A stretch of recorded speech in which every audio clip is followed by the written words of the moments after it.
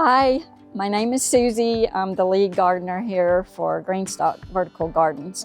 As you can see, we have a lot to harvest today. So we're going to be sharing some tips on harvesting. So let's get cutting. So this is cabbage. This is a Savoy cabbage. Cabbages are usually around 80 to 100 days before they mature. So you can just take your leaves,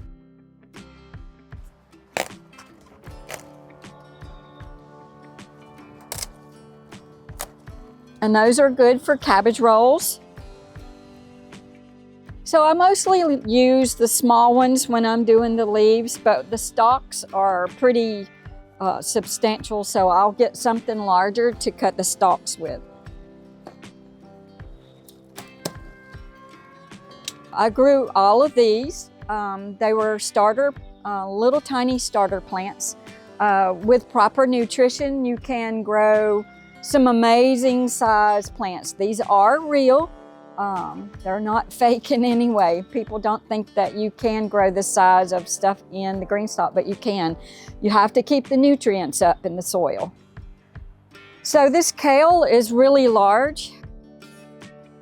When you are using your kale for a salad, it's much better to get the small kale. This is red Russian kale, and so we're gonna do a little bit of harvesting in here. If you're harvesting kale for a salad, of course you're not gonna let it go this long.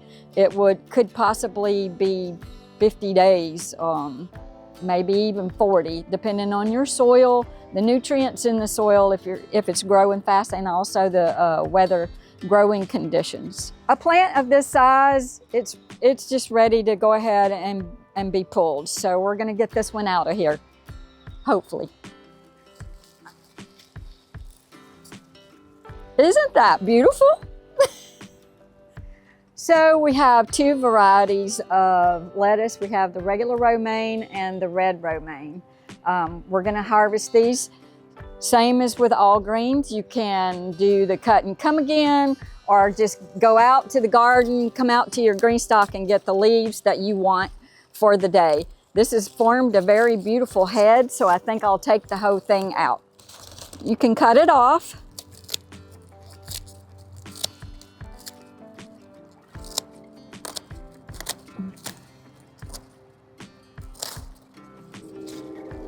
And then you will leave this and it will sprout new leaves.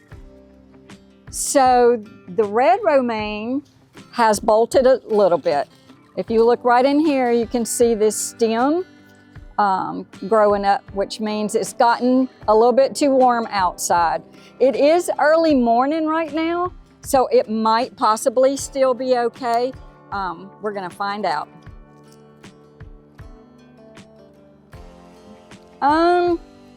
No, it's bitter, so I wouldn't.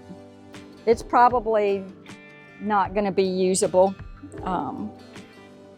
So we're going to pull this one out.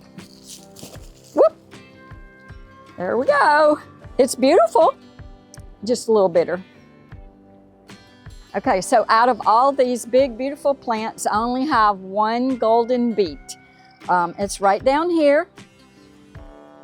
Some of the coverage has shielded it from the hot sun, and it's done very well. It's a beautiful plant. We didn't quite make golf ball size with it, but it's still edible, even though it's small. We also grew carrots this year, usually 60 to 80 days. It also depends on your growing conditions. I have found that giving them a little extra phosphorus will help them get a little bigger when they're being grown in containers. When they pop above the soil, you see the shoulders of them. When they're around 3/4 of an inch is when you can pull them. You can pull them earlier if you don't mind having a smaller carrot. So let's see what this one looks like.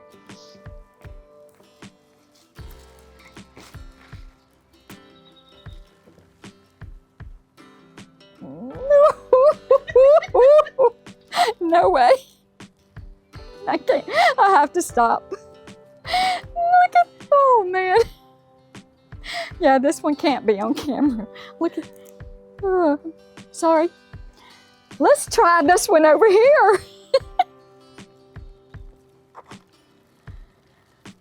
Okay. This one is a little bit short. It's kind of faked us off because it has wide shoulders and you think you're gonna get a giant carrot, but then it's a little bit shorter underneath, but it's still a good carrot and very edible. Carrots do better when they're being grown from seed. When you transplant them, it bothers the taproot actually, and it makes them come out in funny shapes. And you just don't usually get that nice long carrot when you're doing transplants. My thought on growing them, the more sunlight and the more green, the more energy it puts into the root. This is a different variety of beets. It's called bull's blood beets. And I didn't mention earlier that a lot of people grow beets just for the greens and don't even eat the roots. But their glory is actually in their roots. So let's see what this one looks like. This is,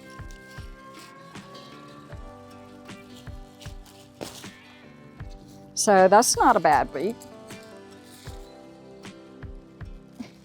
Well, I found another golden beet and I'm very excited about that.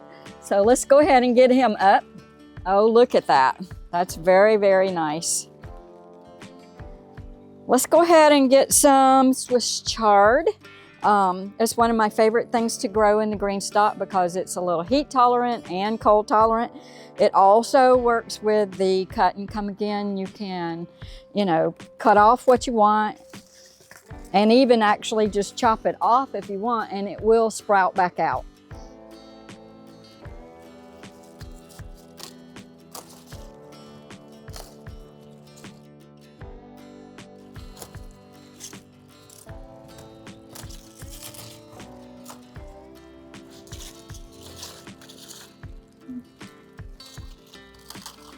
Okay, and I'll leave that little bit for it. It's a nice little bunch.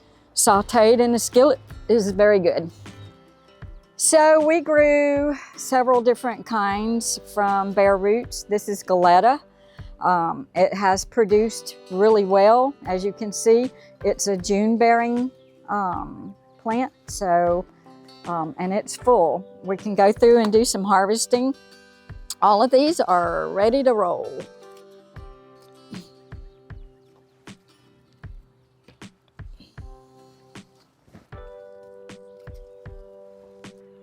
One of the other varieties that we grew was Seascape. This has been my favorite out of all of them. We taste tested Seascape, Albion, Galleta, and Hanoi. And this one was by far the sweetest. So it has become my favorite. And we can harvest some of these as well.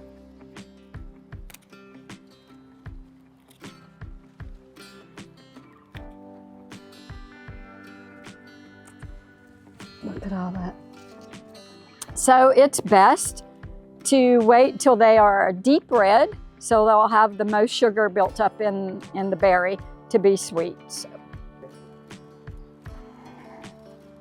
So this is our harvest today, just a small portion of tons of stuff out here to be harvested. We did some cabbage, we did some kale, some carrots, some beets, and finally, and some Swiss chard. And we found a surprise golden beet. And then we finally did strawberries. You can grow lots of food in the GreenStalk.